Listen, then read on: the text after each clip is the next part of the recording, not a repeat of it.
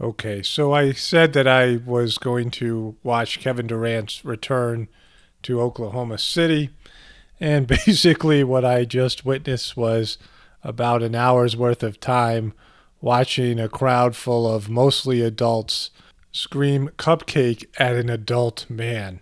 And here's the thing, aside from all the Illuminati stuff, all the things we see going, the New World Order agenda, all these things we see, it's the behavior of ordinary people that we should be concerned about. The comments that people leave, the total lack of respect that people have for each other, not just in terms of criticism, but in terms of just how quickly they'll call people names. They're calling Kevin Durant coward and these types of things. I remember years and years ago, I went to a college called Central Connecticut State University, and it was in a town, New Britain, Connecticut, and they had a Stanley tool factory that just closed down. And so there's a lot of unemployment, it's a depressed place, a lot of crime, dirty, small little city. And it was a sort of a kind of a loser university.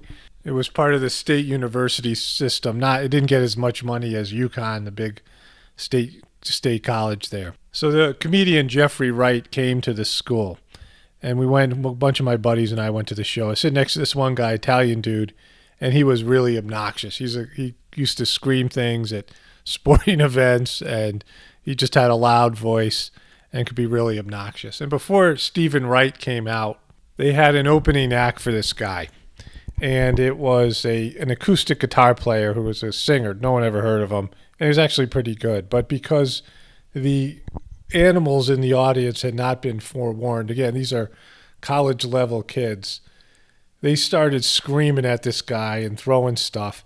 And I think he was supposed to play like 6 songs, and they cut it short, and he played like 3 because people couldn't be respectful enough and let this guy do his thing. It wasn't like he was pathetic or he was bad.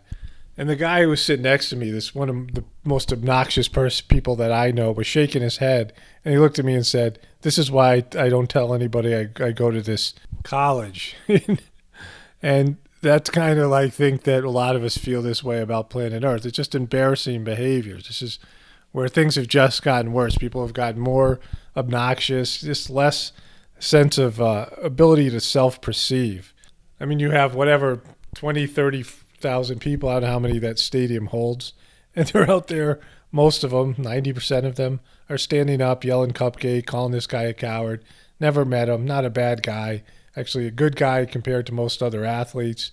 Just decided to leave and go somewhere better. But for that, he's a coward and a cupcake.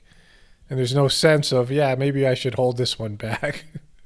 Maybe I shouldn't participate in this because it's a reflection of me and my behavior and my disrespect to another human being, one of my brothers and sisters.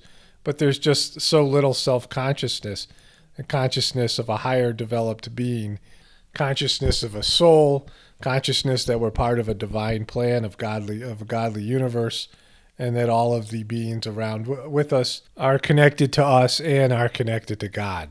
And I think this is something that we should take forward. Everyone should think about this in terms of our daily interactions. I mean, something that I've thought more and more about in recent years, especially as I behaved when I was younger. I wasn't a nice person by any stretch of the imagination, but there's some things, an embarrassment to the human species. And that's what we're talking about, where you sit back and go, geez, I really embarrassed all humans today. I mean, all of us do it at some point in our life, but there's a lot of people that are making it into their career. All right, this is Paul Romano reporting from the apocalypse. Everybody have a wonderful night and a great day tomorrow.